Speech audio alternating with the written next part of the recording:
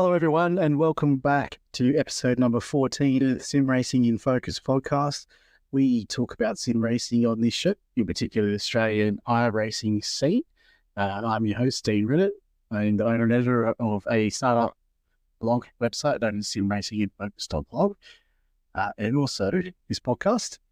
On tonight's episode, we're just going to get into a little bit more sim racing news, including the release of the new iRacing build, some league results from around the Australian scene, and a little bit more to follow after that. And of course, joining me once again, as he has been of late, is the voice of wisdom and technical analysis for the show, Jacob Hughes. Welcome back, mate. How you doing?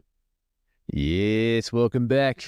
There you go, mate. Hey, doing well. Busy week. For those that are wondering, it's been a few weeks now where we've just been talking sim racing news. But it's a lot to do with the hectic schedule, I guess, that I have at the moment, and not being able to really lock down any guests. But of course, Jake, it's always good to have you on. It's not that you're second fiddle to anyone. Yeah, you'll take the drags, don't you? You keep showing up, and I can message you on the same day and be like, "Hey, I might have a window of opportunity tonight. Can you squeeze it in?" And you're I'm just here to make all the bottom feeders proud. Yeah.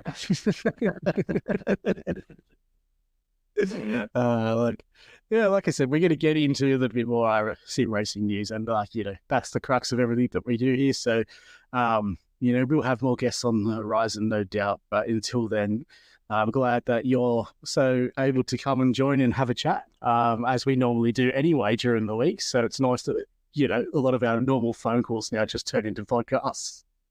Yeah, well, I got a bit stitched up. I thought we were going to be interviewing Ricky and Jimmy, as I like to call them, what did I say? Remy, Jim and Zali, as I like to call them.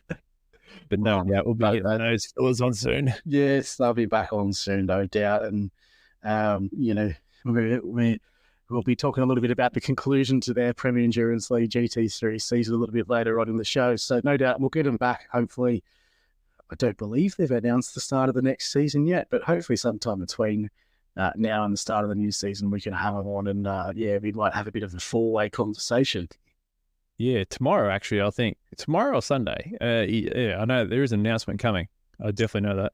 Well, if anyone's going to know it might be you, because somehow you've managed to weasel your way into the inner sanctum of the Premier Endurance League. Oh, no, I've just bugged all their computers. Yeah. What are you? What's your title now? Are you the board of representatives, or the what was the title that goes along with your role with the Premier Endurance League? I look at it as what's the South Park one, the League of Special Best Friends, or whatever it was. I don't know like that. So you have a lot to say, but not necessarily a lot to listen to. Yes. Yes. Very good. All right, well, we'll watch this space, because we're assuming there's going to be a second season coming, as long as you don't burn it down before that happens. Yeah, we'll try and keep it going a little bit longer. Yeah. Well, let's crack in. Let's talk a little bit about the new build release, of course, coming out in iRacing this week. We mentioned it at length last episode, but we just had the patch notes at that point in time. Since then, obviously the updates dropped. We've seen the two GT3 cars, the Mustang and the Corvette. We've seen Saxon Ring come out, Circuit de Navarro, and a host of other things. So what's your initial reaction? Is iRacing just continue to knock it out of the park with these build releases, following on from the weather that coming out in the previous build? Or was this a bit of a settler for him? I like it mostly. I think the two tracks are good. So, there's more than two tracks, but the two road course tracks. So Navarro's good. We actually did a host session there with the Premier Endurance League guys, and I drove the Mustang, and it's a awkward track, but I like it. I think it'll be a good track. Don't know GT3 wise how it'll go, but it's got one of the weirdest pit entries I've ever seen. It is so bizarre. It goes, you come off the track and you go into this like 90-degree left, and then you drive up and there's a hairpin to the right, and it's just like, it's mental. I'm just like, oh, this is gonna suck in a pit race. Like, It's just adding but yeah, that corners into the track. It's almost like a yeah, literally, yeah, it's so bizarre. But yeah, Saxon Rings is as good as I expected it to be. It's sick. I expected the Sector 1 to be hard in the car, like especially a GT3. You gotta be so patient through Sector 1 because it's just tight S's, like it's painful. But once you get going out of Sector 1, you just wrap it the whole way through, and it's really good. I drove in the wet, and that was quite difficult, but it was good fun. But yeah, the biggest thing is we got the Mustang and the Corvette. Now the Corvette, I already said last time that I wasn't keen on it because of the sound, and I thought it was going to be mostly like the GTE version. And to be honest, it feels very similar to that GTE version. Like it didn't feel much different. A lot of people are having issues with like snap oversteer, but that could be setup related. A lot of people just run the fixed setups at the moment, and I haven't tried it with an open setup yet. I probably should, but the Mustang was definitely better on open setup. But yeah, wow, on a fixed setup, the Mustang was horrible.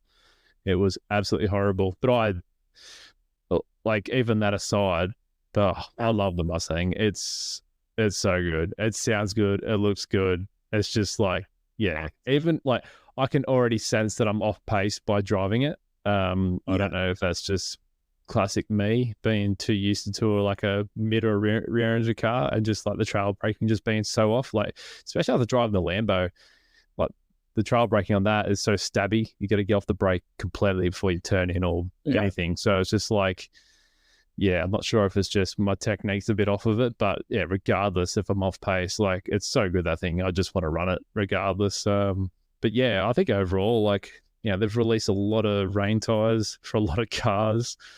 But one of the biggest things, not the biggest thing, but one of the things that caught me off guard was the release of their new damage model for pretty much every car in the service now. Yes. Which, off the bat, from what I heard, there's a lot of people that drive the supercar that aren't really happy about it, because apparently the thing gets a meatball real easy now with wheel damage. So yeah, that's going to be a bit of a bummer. It's quite prone to losing front wheels. Yeah. Which is a bit of a problem. Yeah. I certainly see that last night in the most recent round of the Logitech G Pro Invitational series. So yeah, a couple of cars, or at least one I can remember, that had a pretty prominent wheel just come off after hitting the fences. So that's different. I wonder how they go with the curbs, because those cars are really good on curbs, and you can rail the curves of it. So I wonder what sort of damage you can get from curbs. But I think it was Alan from our team. He was saying that just like banging doors with the car slightly was giving you decent damage as well, from memory. Yeah, which is a problem. That's a problem. No. Yeah, because it was one of the better cars to be doing that sort of thing with. Like,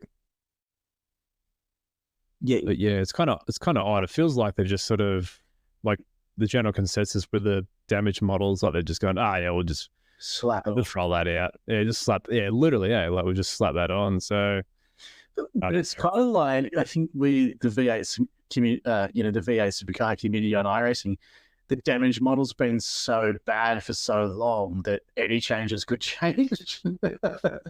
Yeah, well, I swear I seen something in the notes. They did something to the supercars, but it didn't specify what. And I was just like, my first thought was, I wonder if all the brakes glow now. Like, that was my first thought. But I haven't checked, to be honest. Rather than fix the rear brake glow, let's just copy and paste it onto the front. So they all fall glow. Yeah. Yeah, literally. Yeah. Yeah. But yeah, all that aside, like, yeah, I think the build's pretty good. A lot of people were sort of complaining, saying it wasn't much of a build, but I think, when you really read the notes and you see what they actually released, like, it was a lot. But yeah, I'm definitely loving the Mustang and that Navarro track and Sasson Ring probably the most. yeah, I've got to get out there and have a go at that on both tracks, really. Seen some stuff come through from like just some clips and videos of Saxon Ring, and yeah, it looks like it's a good fun track. Still not seeing. Admittedly, I haven't gone looking. Still not seen a whole lot from Navarra. But like as far as the GT3 cars are concerned, when I seen the initial launch video from iRacing, I thought like I generally felt the sound wasn't where I wanted it to be. But I think that was mainly because of the video, like the single car and track. Like we did a GT3 race on Monday night in the new series.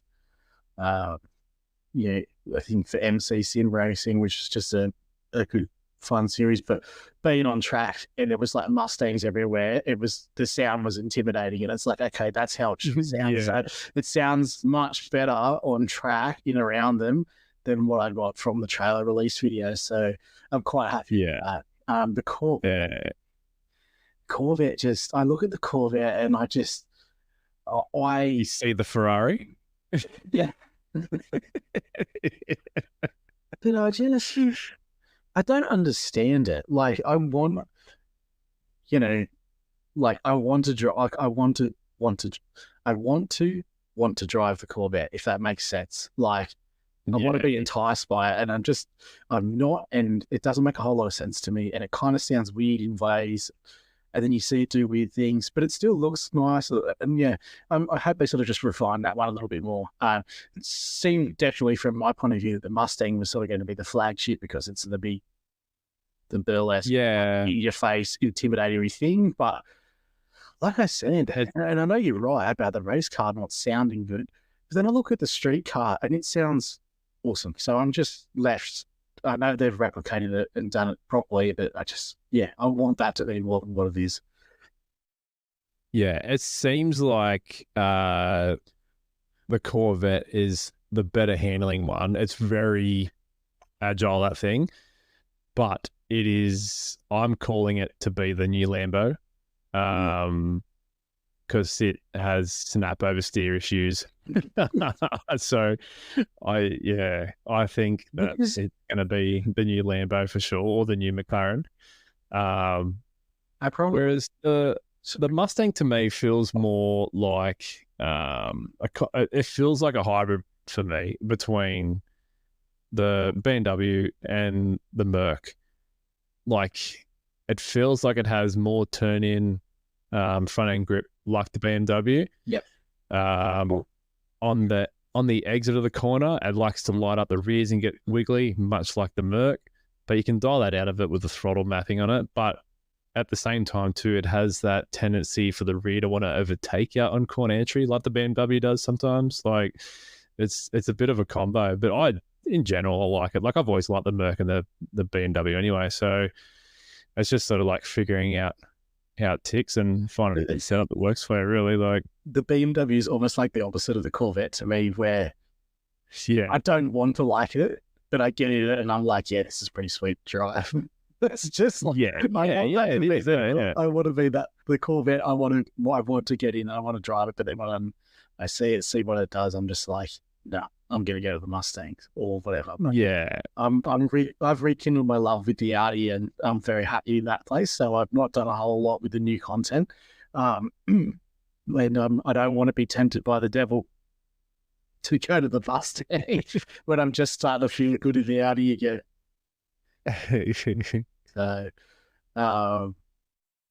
So yeah, that's probably, the highlight. Yeah, the highlight still for me is the Mustang. So the new build. Other than that, I haven't really got a whole lot of opportunity to flesh out and see what's going on. We're going to get a good chance to find out about the new damage model this week. So Scops is returning as well for supercars this week. I've done a little bit of initial testing, but I haven't noticed too much in the damage model, unfortunately. You're going to try it again this week? Yes, unfortunately. This week. What track did I make? Did you say that already? Did you or not? Where's it at again? And pre-quali starts tonight, so it's going to be at Winton this week. So, that's a good track. Bet you're excited for that one.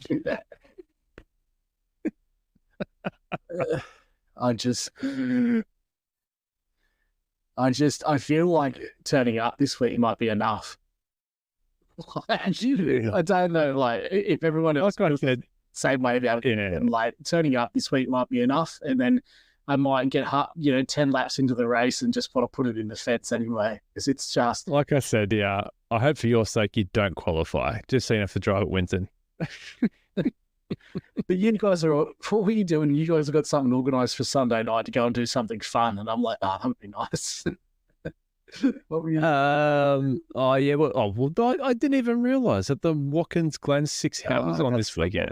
Watkins Glen 6 hours. So I was so tied up in the real life Le Mans 24 being on that I just completely went unnoticed to me. I just didn't even know until I seen iRacing put a post, I think it was, saying, "Oh yeah, look, 6 hours on this weekend." Blah, blah, blah. I'm like, wait, what? Yeah, I think one of the teams, I think it was Redline. We were talking just briefly before we started recording the Majors Series virtual. Can we call it Le Mans? Majors 24. The Majors 24 was run last weekend, and I sort of just noted that there wasn't any. Well, there might have been, at least on the leaderboard and stuff, there didn't seem to be any Redline cars. But then I sort of, when I went looking at their profile page, I think they had some posts out about how they're going to be running the Watkins 6 hour this weekend. So that's where otherwise I'm very much the same as you, mate. I don't think I knew anything about it until I think it was either last night or today. Yeah, I ran it last year. It's always a hot, greasy track. Yeah. Yeah, it's always like a 40, 50, about a 50-degree track normally. Which is okay. It's probably the one track you want it to be like that. Well, you don't normally want that, but yeah, it's one track that's probably the easiest to deal with that sort of situation. But yeah, actually, I think last year we were doing really good. I think we got punted by an LMP at one point, and that sort of gave us a bit of damage. But yeah, I do like Watkins, especially for the 6 hours. It's pretty good. But yeah, I'm not sure. I think we had JP. He was keen. But yeah, I don't know yet. I might not do it because it's pretty short notice, and I am very keen to watch the Le Mans 24 this weekend. I feel like with those, it was like that 24-hour. So the real world Le Mans 24-hour. This year, is it under hosting rights from a broadcaster? Do you know, or is it still free? The WEC wasn't free to air, wasn't it? It's not like free to YouTube. No, it's through the WEC app. That's right. You can watch it. Yeah. So, I can't remember. I remember watching one of the WEC endurance races at the start of the year, and it was free on the app. But I have a feeling that all the big 24 ones, I feel like you got to pay for those ones, I think. But you can buy them. You can buy them by race, and I was like, I don't know, like $10 for the race. So I'll probably just pay the $10 and stream it on the TV. But yeah, definitely keen to watch that, especially now, because I think Rossi was in it the first time last year, but yeah, he's in it this year. And I don't know if he's seen it or not, but their liveries look sick this year, look really good. Yeah. But yeah, like last year was awesome, man, especially the start of the race last year, because I had that rain straight off the bat, and man, there was so many cars out in the first hour. Like it was hectic last year.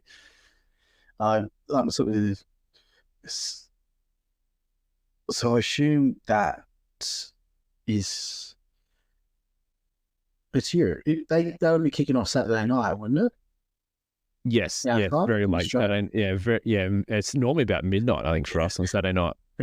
I was getting confused because I was going to say, like, I used to get regular roster days off on a Monday, and they used to always, I had a good run there for a couple of years where they always lined up with a couple of bigger, sporting events, whether it would be like, I used to get to watch a lot of the F1 that was on late Sunday night. I'd stay up and watch it because I knew I'd always be off the next day. But the Le Mans is Europe, so it's Saturday, which works better, obviously. But because I had a good run there where I was staying up and watching the start of the race. It's all like I like the build up to it. I love the grid, seeing the grid. So, I always think like when I get enough time to be prepared, like these types of races are little cool things that you can just set up. We had a couple, I think it was with the Fanatec GT challenge where someone would just post the link in the Discord to the broadcast, and then we'd all just tune into it and we'd be commenting in Discord as well as just watching the race. And it was just a cool thing to do as a team because there was like 6 to 8 guys watching it and commenting about all the stuff that was unfolding. So it'd be cool to recreate that with Le Mans this weekend. Just a good little fun thing to do. But some of us might be out, churning out laps at Winton. Yeah, I think they poor you. But yeah, I think also too you can actually stream it on Stan from memory as well, because I used to have Stan Sport, and I'm pretty sure it's on there as well. It's just another site, that isn't it? Just yeah. Anyway, but that's okay. We got sidetracked a bit from the build, but that's all right. Yeah, we're still very new to the build. It's been out for 3 or 4 days, so actually, it's it's really funny. It's like normally when the build comes out, I'm like, oh yeah, I'm going to test all the new things that just come out, and like you think, Rain's come out to MX5, LMP3, GT4s, and whatnot, and like I think the TCR's had a whole new tire model. Porsche Cup car has Rain now, and the Porsche Cup has had a full rework where it brakes completely different now, and different dry tire model, I think. And like normally I'd be like, oh yeah, I'm going to try all these and see what it's like. But I've been so caught up in like just driving the Mustang like consistently and doing liveries for the Mustang and the Vet that I just haven't even done any of that. I've just been so caught up with the Mustang. Like it's funny. Like it's got that kind of gravity though, and it is the big point for the build. But I'm sure as we get into the official season, we'll get a bit more of a chance to play around with the other content. Hopefully, like there's a lot of prominent leagues that have left like a week or a round open in the calendar for like a driver's vote, sort of fully anticipating some new tracks. So we might get a chance to jump on the Saxon Ring or whatever during those weeks. And it's all good stuff. There's so much stuff now. It's hard to get a good opportunity to test it all. Well, I'll tell you what, one thing I'm keen to see is if I just pull up the most recent top split results, just to see where it's all laying. Has it been raining? No rain. Okay, so, oh my God. Top 3 cars are the Lamborghini. Oh, wow. Is it in VRS? This is in the VRS Sprint Series in top split. P1, P2, P3 in the last race was a Lamborghini. And the first new car is down in 9th, and that is the Mustang. And another, and a Vet in 14th, and a Vet in 18th. Oh, do not tell me there's only one Mustang in this race. There is only one Mustang in this race. Yeah. Top split drivers haven't gone there on the performance. You would imagine the performance isn't quite there yet in the car. Yeah. And where's VRS at this week? It's at Catalonia, and it's a bit of a funny. It's not a very good front engine car track, that one. That's mid corner down. Mid corner. Down fourth car. And I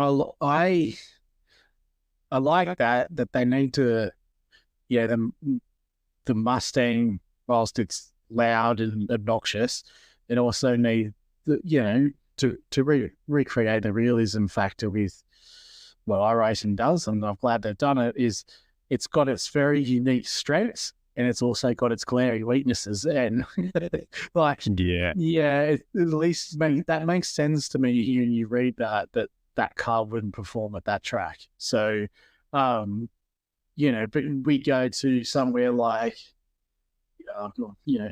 Bath. I thought you were going to say Watkins Glen then for a second, because I was just about to crush your dreams, because I've just looked at the last result of the top split at the IMSA fix, and it was a Lambo 1-2. 1-2.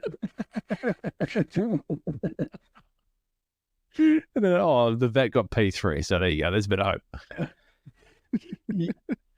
Wow, there's a lot of Lambos. Man, I'm going to try the Lambo now if the update again. Okay, hang on. Maybe it's let's just pause on this point, because you waxed lyrical last episode that you'd been converted and you were the Mustang, only to cheat on it at the first opportunity on Monday night when we started a new series at the 11th hour. No, I was sticking to tradition with that. That was tradition.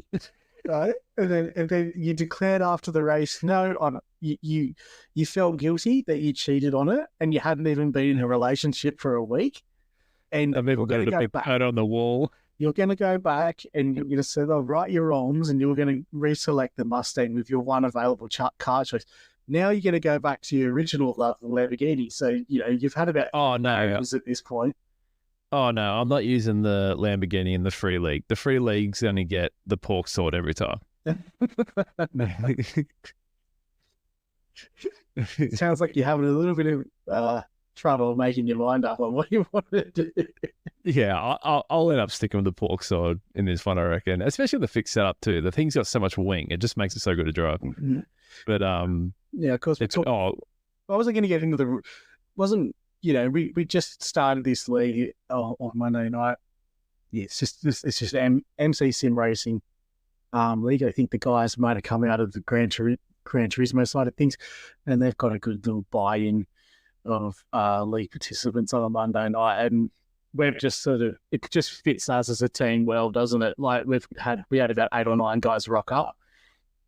We thought we were going to sort of be up there in terms of participants on the grid with about 40 cars, but then you got Worm Paints come out with not Worm Paints, the Pace Syndicate, which is run by Kyle, who also runs Worm Paints. But they had about 10 cars on the grid as well. So between us, I think we occupied maybe 50% of the grid.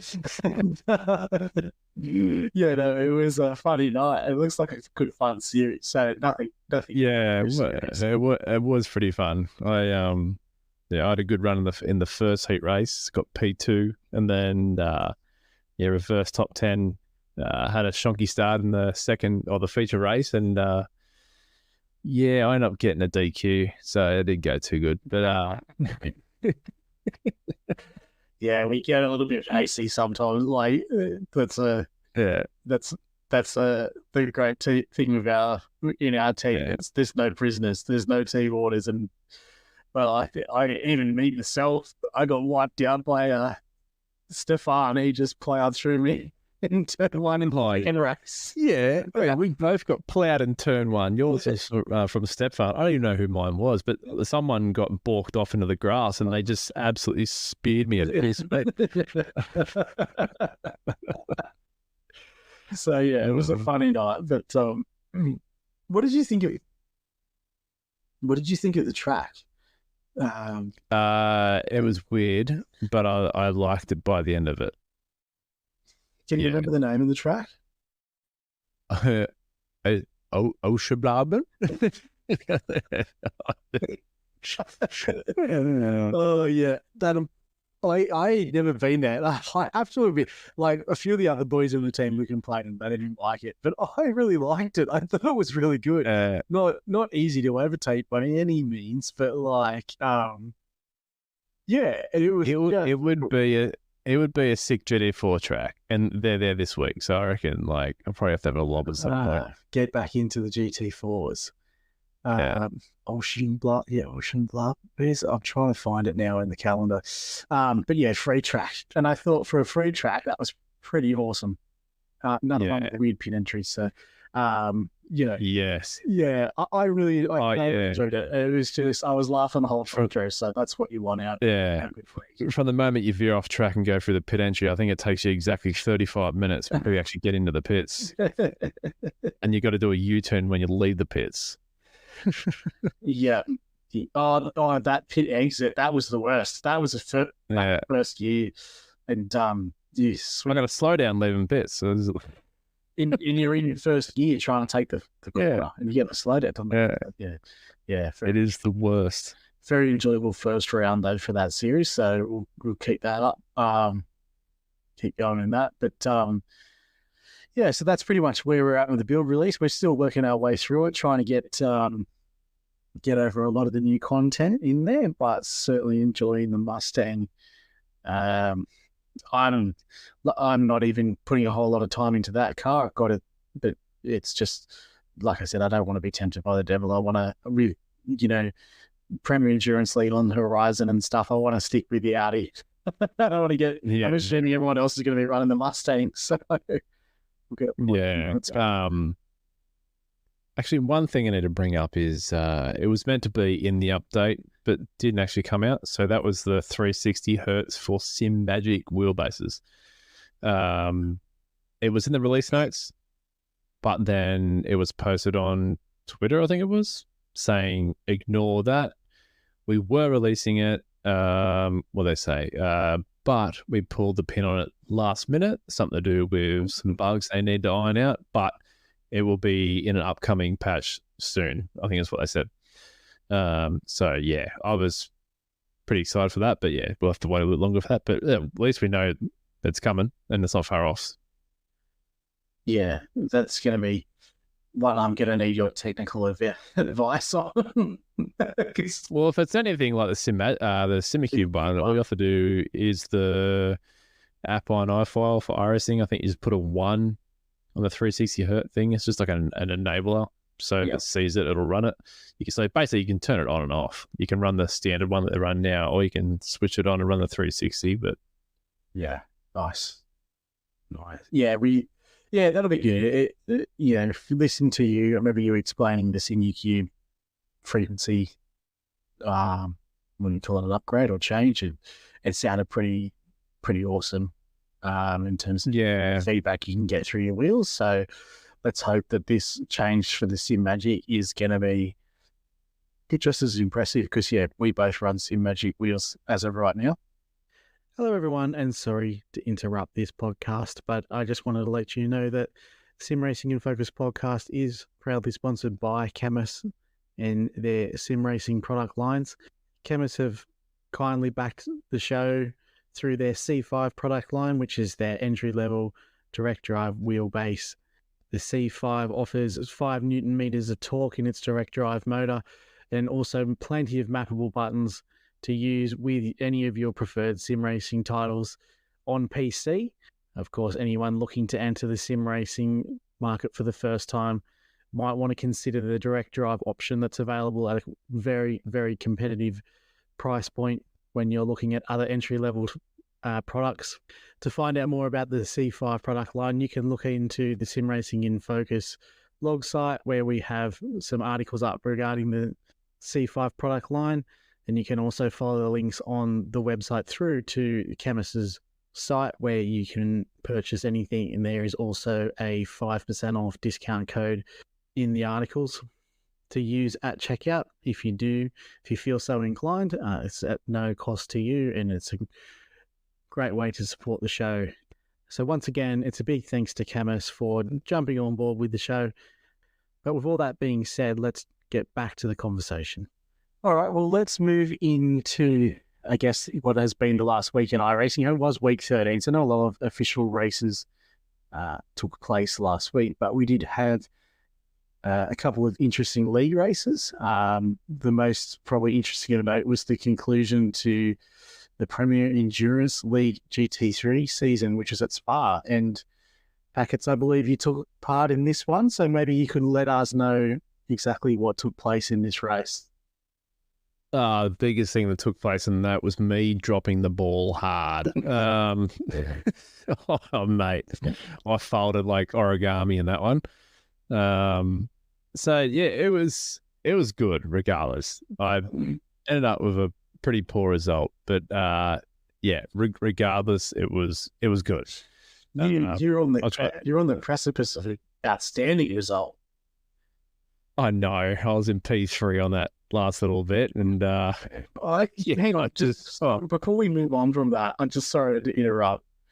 I tuned into that, okay, and you hadn't raced in the Premier Endurance League for, you were doing some GT4 stuff here and there, but I'm thinking, I'm looking at the pylon, and I don't a chance. I started from the bottom up.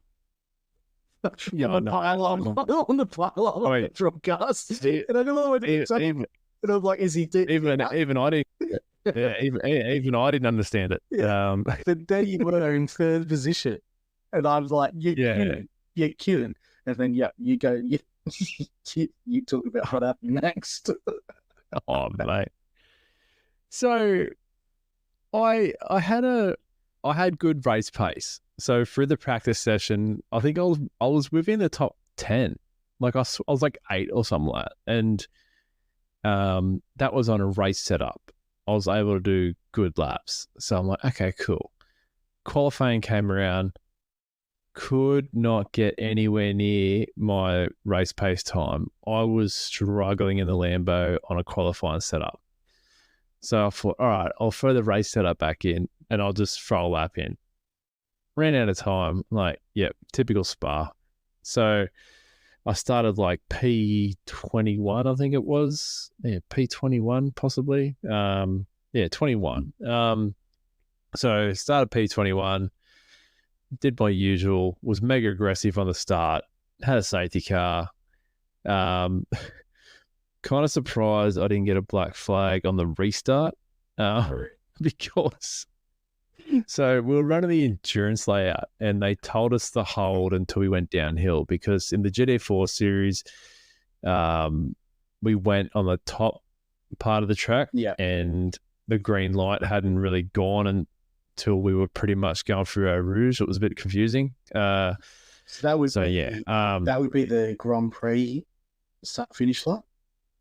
Yes. So this week they told us to hold until we hit the endurance start finish line. Yeah. And then then take off.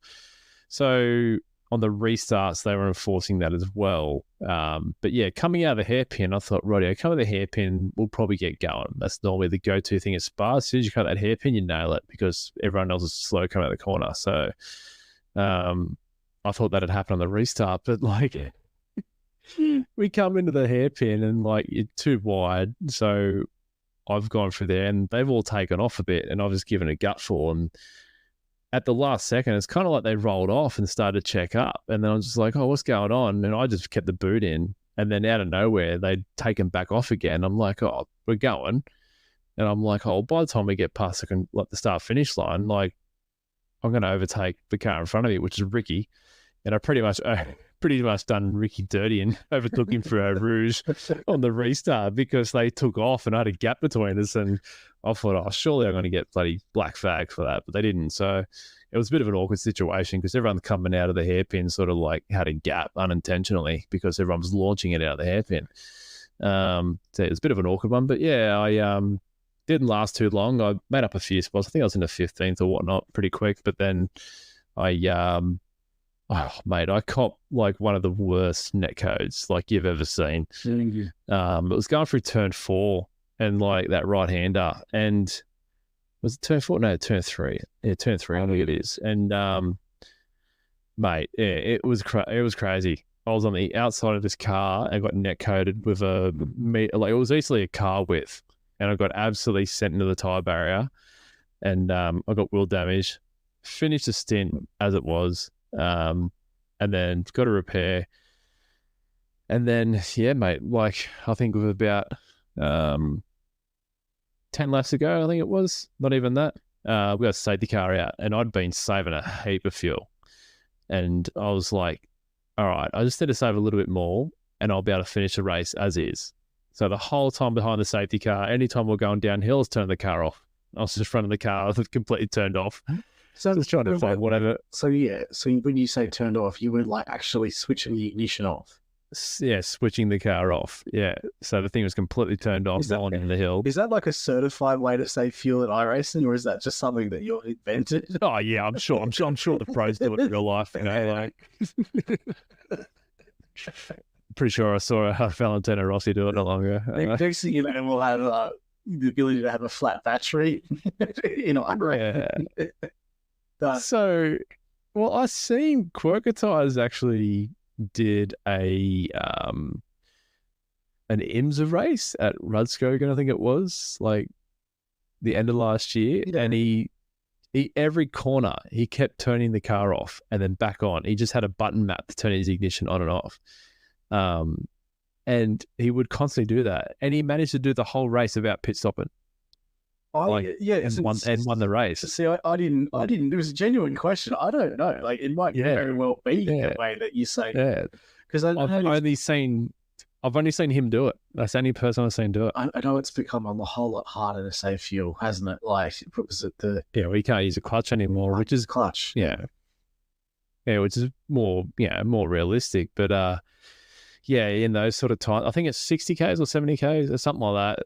Oh man, might be slower than that. Might be 50 k's. But yeah, there's a certain speed limit that it cuts in and out. Yeah, we can use the clutch. But yeah, I just kept saving, and then on the restart, I saved for another lap, and then it said, "No, you're good to go." So I'm like, "Okay, cool." And I was sitting in P3, so everyone chose to go in. I stayed out, and I was like, "Nah, I'm going to take a gamble, get some spots, try and save some fuel."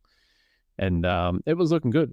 Like I was going to be fine. And then I had a BMW breathing down my neck because on the straights, the BMWs were just mega quick. And I got overtaken by one. And then coming into the bus stop chicane, the last one, last corner? Yeah, coming into there, I just had that dumb iRacing.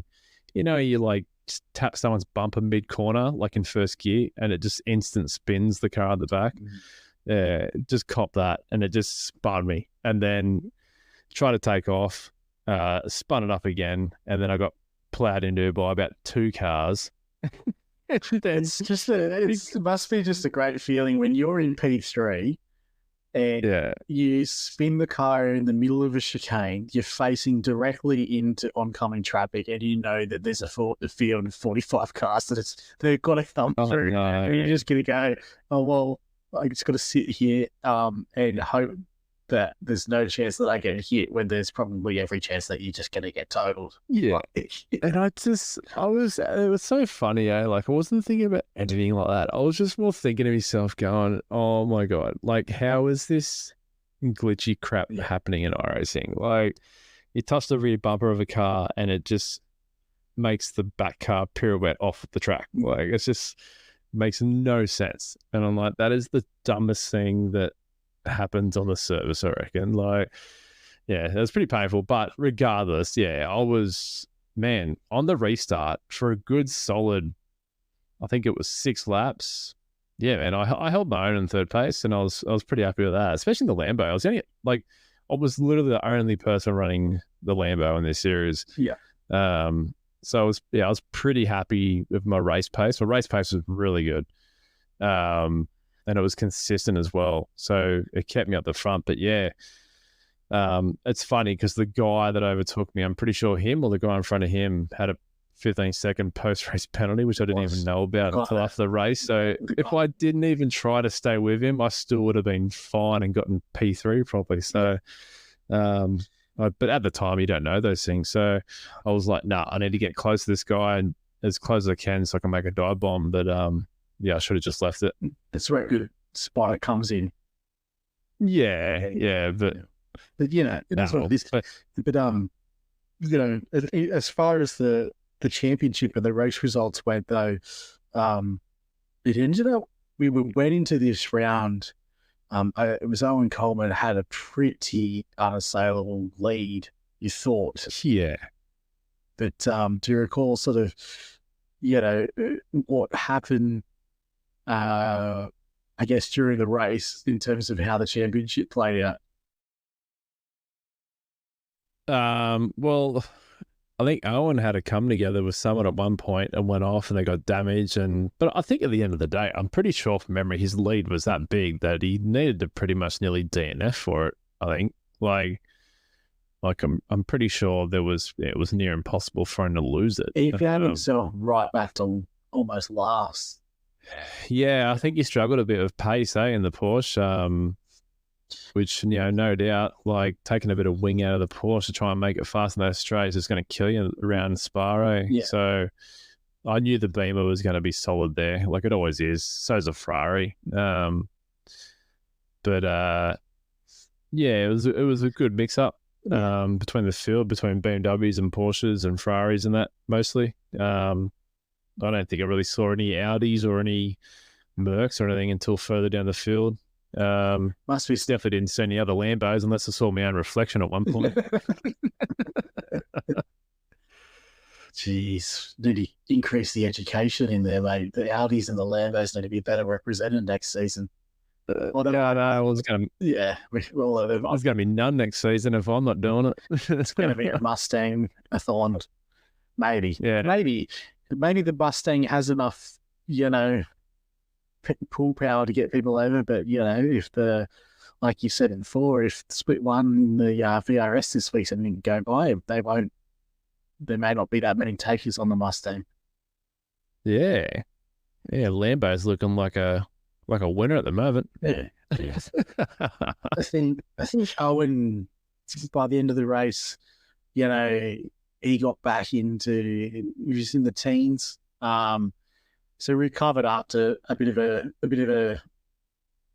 couple of entanglements early. He was pretty much in front of me in the last lap. Yeah. I was in 16th, I think it was. He was in 15th, and then he just started to pull away from me as I ran out of fuel. Yeah.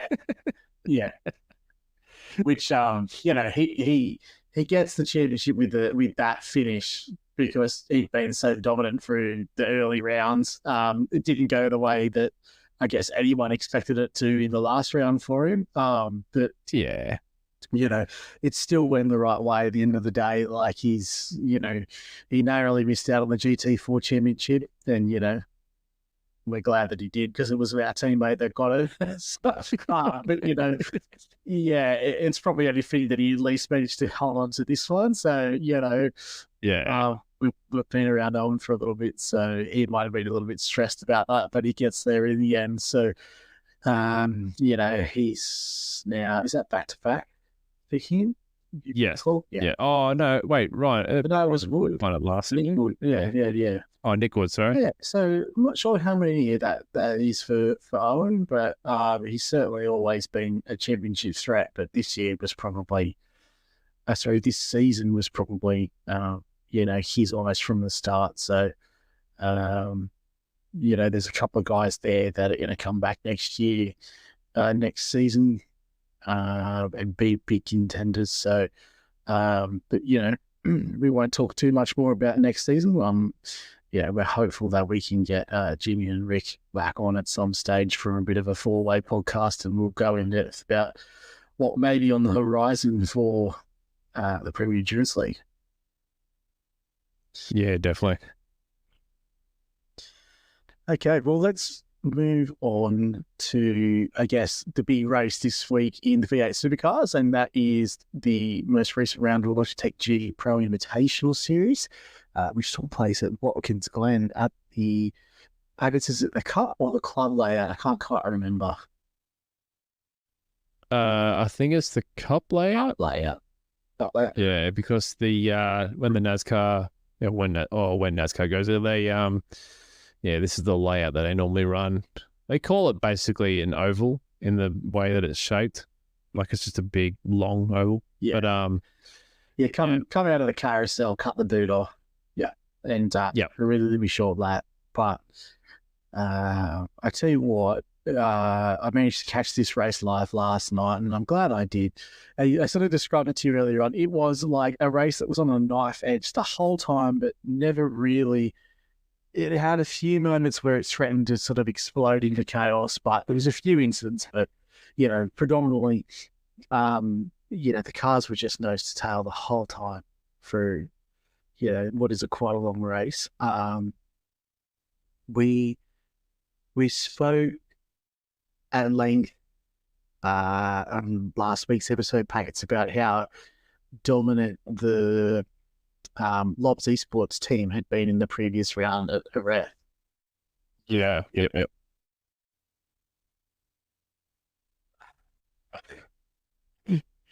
Am I going for your speakers? Yeah. You went to screensaver. Hang on a sec. That is weird. And it changes after that. That's weird. So whenever it goes into screensaver, it puts you back through the monitor speakers. That is odd. And now you're back through. Okay. Moving. Oh yeah, I should just be able to cut your bit out there. Okay. You spoke about how Altus Esports was dominant. But as soon as we sort of said that it was going to be tough for anyone to take it to Altus Esports, we sort of got the inverse of that last night's race, where a few of their guys struggled a little bit in qualifying, and we had teams like Trans-Tasman Racing and the likes come back and sort of fill the top half of the qualifying grid there. I'm not sure, mate, whether you managed to catch anything from this race at all. No, I was asleep nice and early last night. But I did wake up. I did wake up to your messages about it this morning, though. Yeah. Yeah, I actually really enjoyed the coverage last night. It was good. Starting early in qualifying, I think they split the groups up into two, essentially the second half of the championship and the top half of the championship. Set the second half out first. They sort of had a 15-minute run, and then the second half went out. Just because, the short lap time, it was just going to be too chaotic with 45 cars out there. Quali was, I think Griffin Gardner led the first lot of qualifiers, and then, the second group went out, and, such a short lap time. We're talking, hundreds of a second was all there was separating, a lot of the top of the grid. So, names were pinging around all over the place, and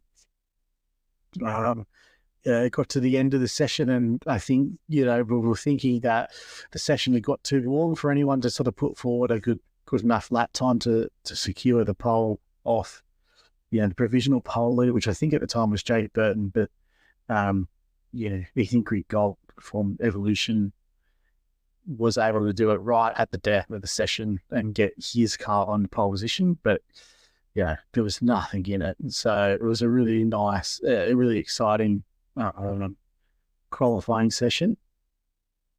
And in the race, basically all the drivers were saying on the grid that it was going to be a fuel save race, being around Watkins. Just nothing in it on the lap time, so cars were just going to be willing to sit, save fuel, and try and sort of do the passing in the pit lane. So there's a bit of shuffling going back and forth through the first stanza of the race. A couple of safety cars as well. Once we first got to see the new damage model from the V8 supercar, so I guess the old, what do they call it? The part where they go up the hill through the S's at Watkins claimed a few lives last night, as it normally does. Oh, that left-hander. Yep, where it narrows out. Yeah. Yeah, so where they come through turn one and then they head up. Yeah, you go up over the hill. So that part there, I don't think I've ever been in a race where there hasn't been a bloody absolute pilot there. You always see about 7 cars fly in the air and they all end up back in pits. So yes, and that's pretty much it was a couple of times last night where cars either ran wide at turn one and then it caused an incident when they were trying to merge back onto the racing line. From, obviously, new scan in iRacing for Watkins. It might be a couple of seasons old now, but, all these runoff areas are now tarred. So turn one's always been tarred, but there was a couple of instances where cars went out wide, merged back over, and were just trying to merge back into the gap that they left the track in, and it wasn't a gap anymore, and claimed a few lives, and a few cars went sort of like into barriers as you went up through the S's, and then obviously just a whole heap of concertina accidents and cars plowing in, and you seen, I think it was one of the Synergy Sim racing cars had the front left ripped off it when it hit one of the guardrails. So a couple of safety cars come out, and it caused a bit of I don't know if chaos is the right word, but just there was, for as sort of as subdued as what the drivers thought the race was going to be, there was quite a few lead changes, and I think Jake Burton led a large portion of the start of the race. And there was a lot of shuffling in behind. I think last round's winner, Jared Filsell, qualified in 5th. And he sort of went with a really sort of different approach to qualifying, where he sort of allowed everyone to go out in the mad rush at the start, and then got himself, he was sort of doing his hot lap when everyone was sort of doing their almost finished their in lap, essentially. So he went, he tried to stage it differently, where he didn't, he elected not to run in the draft because he just, I guess the chaotic nature of the track, he didn't want to be having any stuck behind anyone. So it didn't quite pan out for him, but, he was still good enough to get well inside the top 10 there in qualifying. But come the race, he sort of sat there and just patience. And then,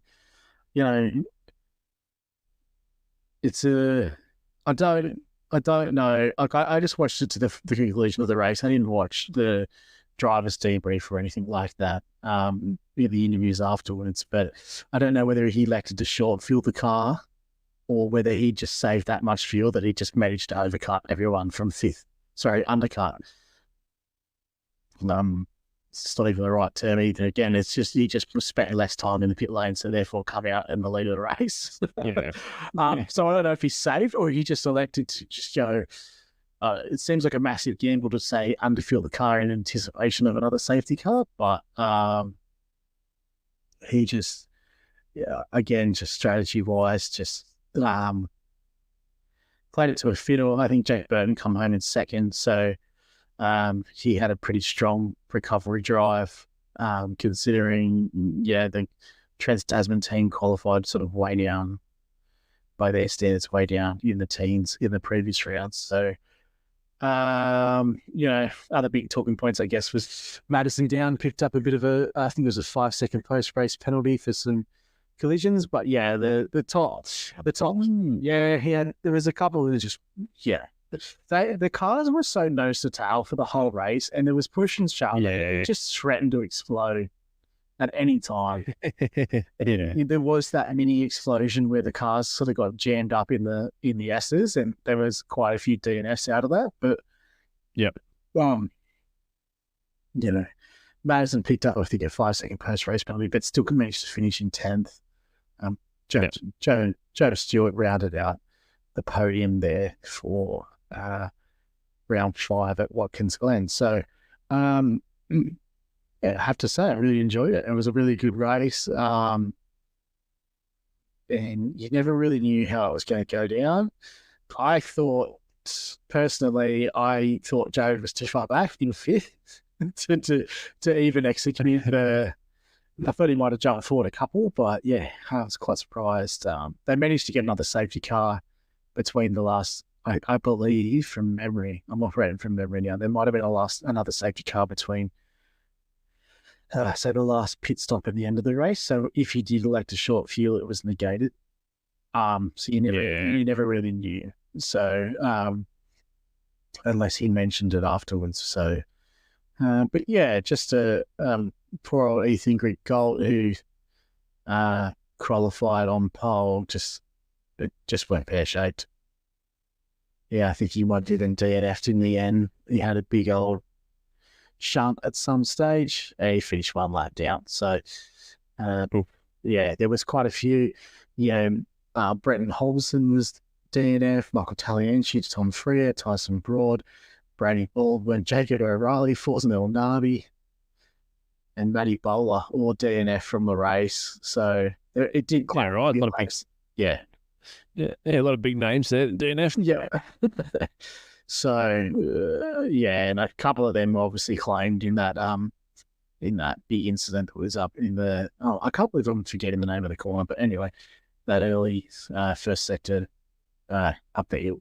So yeah, look, good entertaining race. I'm not sure whether those results have gone. Yeah, they're still provisional at this stage. So look, we've had a few results changed around in the past, but that's the provisional results from Watkins last night. So that was a pretty good, I guess, summary of that race. And just another one that's, Jared can chalk up in his name. He's just, but like I said, I thought watching the race, he was going to be too far back to get the short field, but yeah, he did it. He managed to jump 4 cars at the pit stop, which is pretty impressive. And and then that was his race from there on in. So you can't really rule him out from anywhere inside the top 10 at this point in time. He seems to be so dominant. Yeah. And seems to be very consistent. That's probably the key thing for him. And it just last night, the way he sort of alternated to go on a different strategy to everyone else. Kind of just, he seems to be in tune with the car more at a different level. So, nice little wrap up there for the Logitech G Pro Invitational series. So look forward to the next round of that.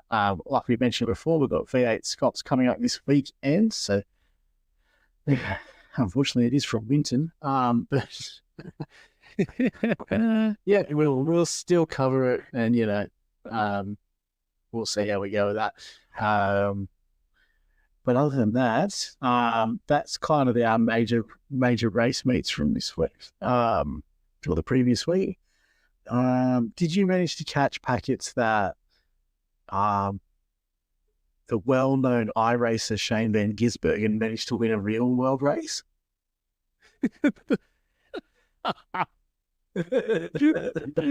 Oh, well done. Yeah, I just threw that one in there. Yeah, well done. Oh, yeah. It's crazy. It's what happens when you put sim races in real cars. They win races. Yeah. Sorry. I'll tell you. I'll tell you. Did you watch the race at all? I watched the extended highlights, which are about 36 minutes. Yeah. I watched the whole race on the lounge, and it was good. I've noticed on the road courses especially that, so like they do the stage racing with all that, and 9 times out of 10 they all sort of just go, oh yeah, like even if they're at the front, they'll be like, oh yeah, I'm going to finish at the front to get the stage point win. But like last week, he was winning and had a mad gap, and he pitted early just so he had track position on the restart. Like it's cool to see that even though the way they do it is different, that he's still shaking it up and going, they've obviously had the conversation going, look, at home we try to undercut things and this and that, blah, blah, blah. And there's strategies, to get us a good end result. And, in the end, like he had a couple of dodgy restarts, but in the end it paid off and it kept him at the front. But yeah, it's good to see how different the strategy is with that team, with obviously his sort of ideas and input sort of working with them to sort of get them the result. But the biggest key thing for me of that whole race was the absolute door slam into Austin Hill on the final restart for the overtake. I was gonna say, what did you make of it? And it's just, oh man, that to me. Did you see the Coda race at all? Where they raced at Coda? no, but I heard them talk about the incident. So yeah, so there was like two or three safety cars like back to back. Like he had a mad lead. Like he should have won that race. Yeah. And there was a safety car, and then a safety car, and then on the final restart, Austin Hill just absolutely punted him in the back into turn one and sent him off the track. And then like that's when he punted him back and like pretty much blew his bonnet off nearly. But so yeah, when he doored him coming out of turn two on that final restart, I was just like, well done. He deserved that. Yeah.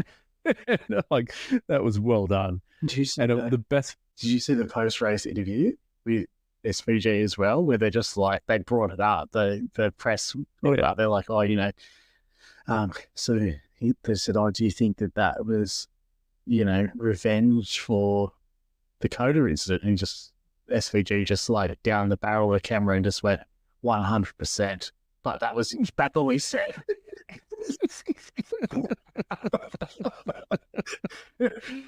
Which is awesome. And like, you know, the Aussie crowd have always been quite, what's the right, sort of berated him for the way that type of action. And in America, like I managed to catch a few snippets from a few podcasts over there, and they were just like salivating over it, like just going 100%. You know, the best move like that he could put on. Him adoring Austin Hill like that gained him even more fans over there. Like, whereas if he was to do that to like someone over here, they'd be like, "Oh, he needs his license taken off him." Like there would just be a massive uproar. Yeah, like the inbred supercar threads page would be going on. Comment saying, you know, oh, that would be Roland Dane getting another one of his drivers off the hook or whatever. Yeah, like it's just crazy. But the best thing was when he finished the race and he proceeded to just drift around the entire track and then pretty much drifted up near Austin Hill's car. And Austin, like, I don't know if you saw it or not, but there's a photo of Austin Hill sticking his finger up at him at the window. Yeah. Anyway, so when you see the rest of the lap where he's like pretty much drifting right up next to his car, apparently he did that on purpose because he stuck his finger up at him. So I was just like, that's awesome. He's just absolutely like just shoving it in his face. Like it's so good. Like I love how like he's just shaking the feathers already, and he's shown good pace. Like even the ovals, he's had good. Like he hasn't had a win or a podium, but he's had good pace. Like he's just consistent. He's always up the front. Like he's doing better than a lot of people have been there for a while now. But yeah, it's just good to see him, especially like the Coda race. Like I remember seeing like one interview where he was talking and he's just like, he goes, you know, back at home, like if someone did that to me, like they just get like a post-race penalty and I'd still win. He goes, but you know, it happened to me and he punted me and he goes, you know, my crew chief's just like in my ear going, no, go hit him back. Like pretty much what they'll tell him. Yeah. Like it's so good. Like just how different it is. There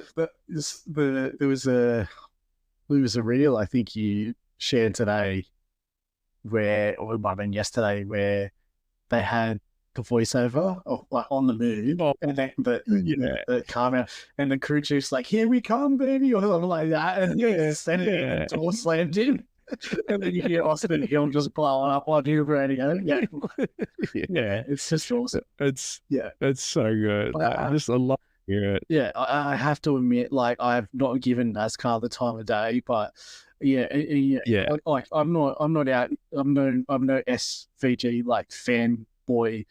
But you know, it's sort of captivated me, and I love tuning in the podcast. I don't listen to the whole episode of the podcast, but you know, 5-6 minute snippets and stuff like that now to sort of hear about it, and they were sort of saying that, you know, they're like, we need this guy more than what he needs us type thing, because I don't know. I don't pretend to know the history of NASCAR, but I think they've been struggling for relevancy or something like that, or had their own sort of issues. Like, we've highlighted like supercars have had their issues, but they're sort of saying like, this particular podcast, and there was 4 or 5 people on it, and they're sort of saying, everyone at the track, every time he come through the corners, and every time he made a move, the crowd was just going off. So we, man, that's you could hear it in the broadcast. Mm.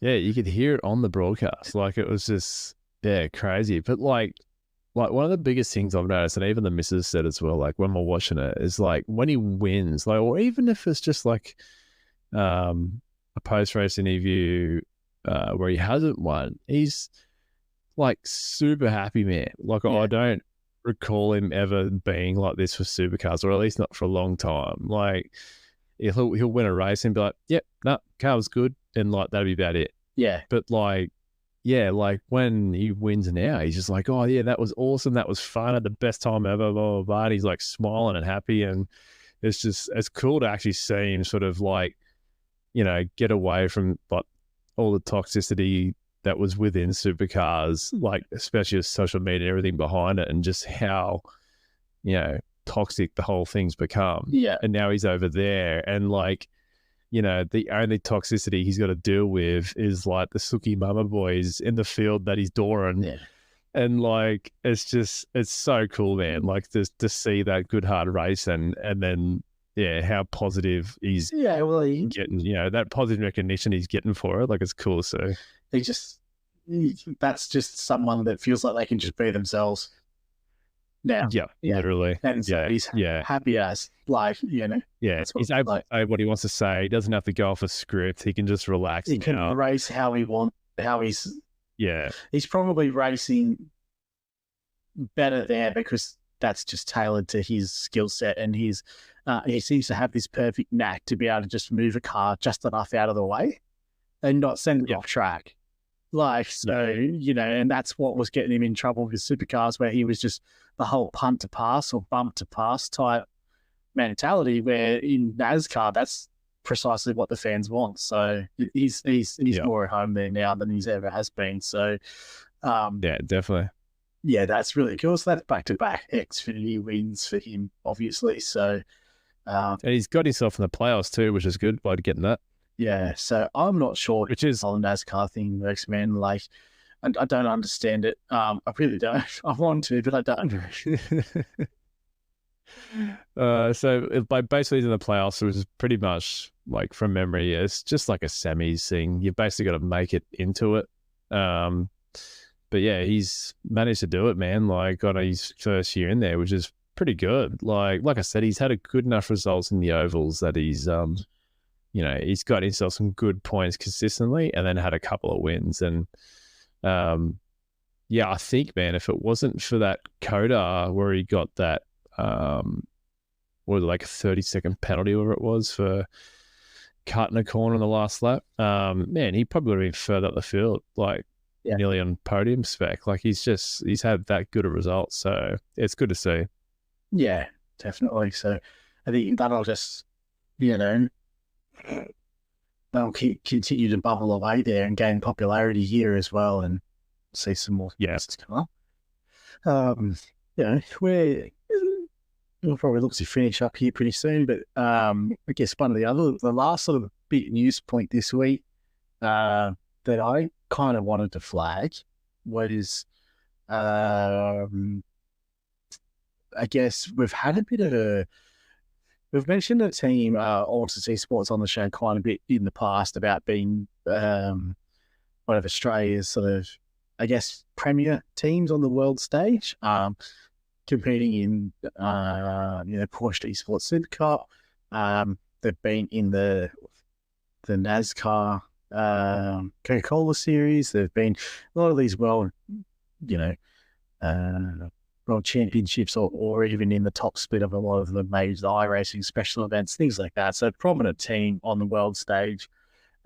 Recently, they've had Simon Feigl sort of stepped down as the team manager, and it was just sort of announced this week that Australian driver Jordan Caruso is going to be leaving the team. And we've also seen a bit of exodus since Simon's departure as the team manager of a lot of the Australian drivers as well. So I thought it was quite interesting. I'm not sure who the management of the team's gone to. I know it has been passed on to someone else, but a bit of I guess it's a bit of an acknowledgement to I guess, losing an Australian team off the world stage. How do you sort of view that, Packets? Like, is that sort of something of interest, or for me, it feels kind of big? Yeah, I'm not really sure what to make of it. Like, it could be something, could be nothing. But in saying that too, like you said, it is a pretty big, well-known team within iRacing. So, yeah, for it to take a turn like this, then it kind of seems like something's up. But hopefully everything's all right. It's all good. But yeah, you never know. The way things are in the world these days, things are very tight and very hard. Like, it could be financial, could be nothing. But watch this space, I guess. Yeah, I just sort of look at it like, I think it's big because I think Australia is kind of like the ugly child of the sim racing world, just due to like our ping. Obviously, the driver standard are incredibly high. We've got some, in terms of esports, and on iRacing in particular, there's some, we've mentioned names like, Josh Rogers, Dane Warren, Cooper Webster's now over there, the Porsche Esports Supercar. Then the fact that they've gone and, we've seen them go into some of the I guess the pinnacle of teams in esports, iRacing, Co-Anda, obviously the Red Bull teams over there in Europe. I always viewed Altus as the Australian team on the world stage. If you were a driver that was aspiring to race in the Porsche Esports Super Cup within Australia, Altus might be a natural progression pathway for you to get into that series. So you must be first looking at getting into Altus, and then they might then help elevate you into that series. And it kind of feels like we might have lost that now. That presence on the world stage. So I guess just wanted to acknowledge that was sort of evolving in the background. And, it's not just Jordan. We've seen a lot of people leave. I believe Bo Albert's another one that's left. We had the recent venture of the Altus Australia in the supercars.